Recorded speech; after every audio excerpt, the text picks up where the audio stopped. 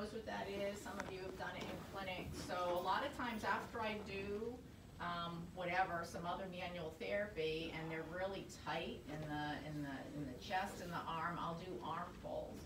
And these are great for all different diagnoses. So even if someone has something from carpal tunnel, and by the way, carpal tunnel isn't just you work on the wrist. Did anyone work on carpal tunnel in clinic at all? Yeah, I did. All right, what did you work on? Just the wrist? That was me. You did? Oh, yeah. No, I did. But it was like wrist stuff, really. Yeah, so a lot of times I find carpal tunnel, it's the whole arm that's fascially tight.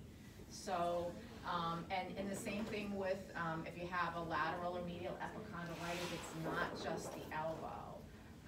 And you can feel with these arm pulls, you can literally feel how it's usually the whole arm. And so, you know, it might be the fascia up in the pec that's causing the problem with the carpal tunnel, or, you know, it might be the fascia up in the elbow that's causing part of the problem. So if you don't release that, then the carpal tunnel is just going to come back, or the medial lateral epicondylitis is just going to come back. So I'm trying to get you to look at more of the whole person. So I can just, by picking up Jake's arm, he doesn't want to go even into supination. I mean, just doing this with him, I can feel, let me take off my bracelet and stuff, I can feel the restrictions he has in his arm, fascial restrictions. He wants to do this. He doesn't even want to do palms up.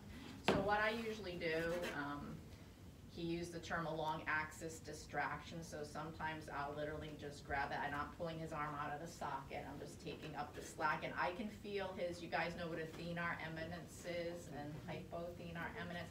I can feel the restrictions in his hypo, in his, not hypo, in his thenar eminence already. So all I'm doing, I've got my hand here and I'm just trying to spread, right? But I'm opening up his hand. Can you guys see that?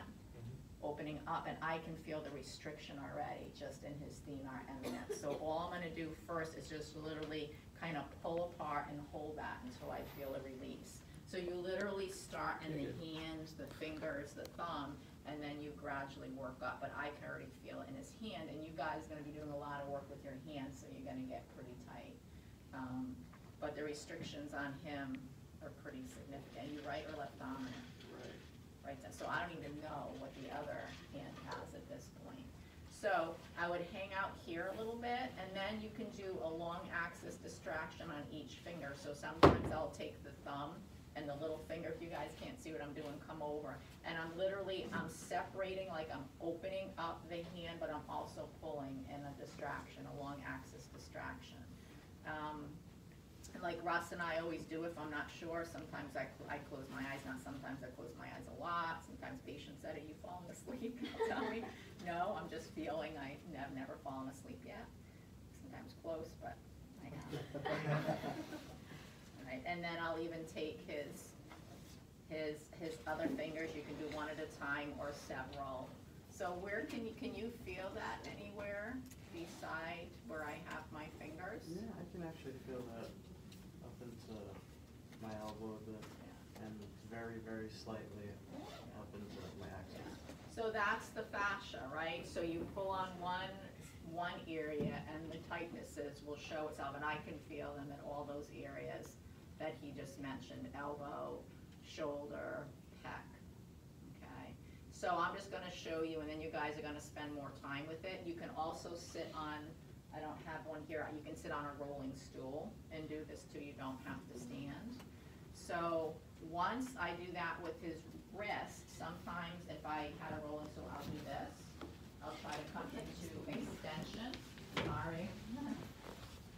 Now where do you feel that? I definitely feel that in my wrist up through my elbow. Right, is it too much? No. So you have to ask them, because if they start getting numbness and tingling, you have to back off a little bit. But I'm trying to put him into extension, and that's all he's got. And it's, let's say, a moderate pull. I could push a lot more, but I'm not.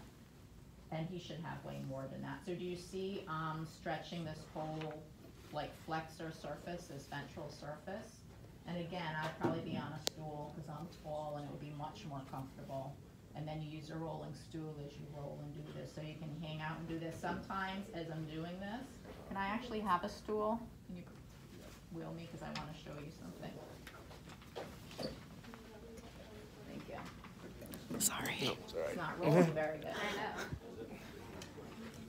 So sometimes if I'm doing this, right, sometimes I'll even work Okay. a little bit fascially, you okay?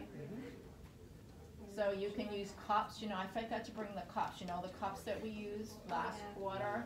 So sometimes I'll even put cups on, and which will do this work. Remember, 5 minutes of cupping is worth 30 minutes of hands-on fascial work. So, and I don't, when I practice, a lot of therapists, what I do is I do the cups as I'm working on the patient, so it's not like the cups are taking the place of me doing the hands-on. But this is, can you feel how tight this is?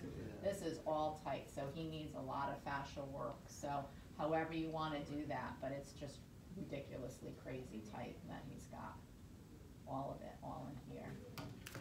Now, do you have any symptoms of anything as far as, Not on my right, my left. I think. yeah, so that may be even worse.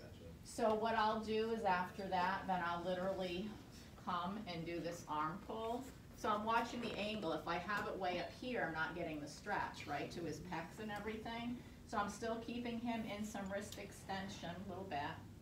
And then if I feel it pull here, which I'm in line with his pec, now I'll just hang out here till I feel a release.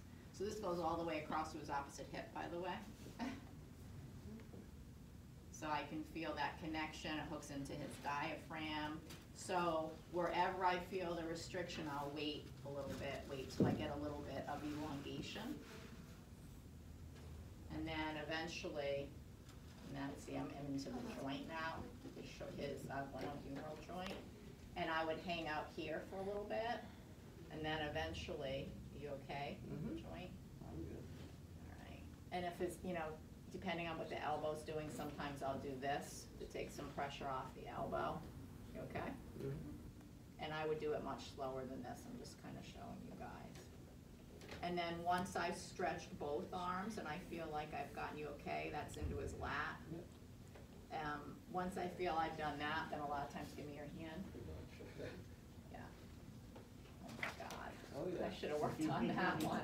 Anyway, I would, and I can only go that far because I haven't worked on it yet, but I would literally elongate him like this. And sometimes when I have worked with another therapist, we do multiple hands-on, they'll grab above the ankles and we'll literally, and they'll pull the other way, and you get a total fascial stretch. But you can do this by yourself.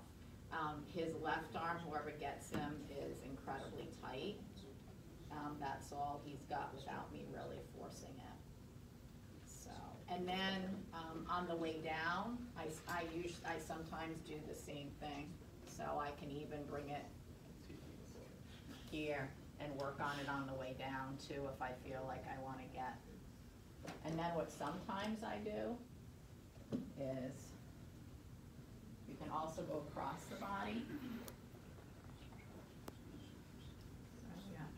So you can also do this type of a stretch here and stretch this way.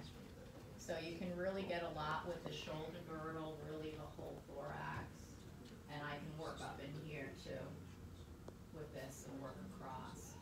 But it's amazing how much better a person can feel after you truly do some fascial work like this. And all it is like a long axis distraction and waiting for it to release. And a lot of times you're watching for them to take that breath. You know, or sometimes I'll take a breath for them. But does that make sense? A little bit? All right, whoever's got him, work on his left arm. So give that a try, but literally start in the hand, start in the palm, start in the fingers. Sure. Do one arm, and then compare it to the other side and call me over. So do both arms before you swap partners.